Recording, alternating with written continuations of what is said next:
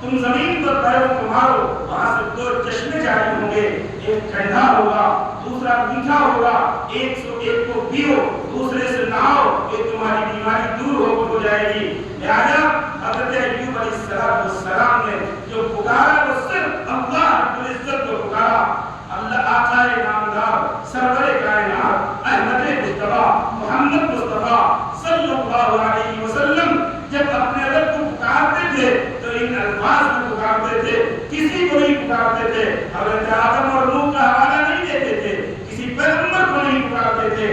جب ہمارے آقا و مولا پکارتے تھے تو اپنے رب کو پکارتے تھے اور ان الفاظ میں پکارتے تھے، یا حی یا قیوم برحمتک استغیث، یا حی یا قیوم برحمتک استغیث۔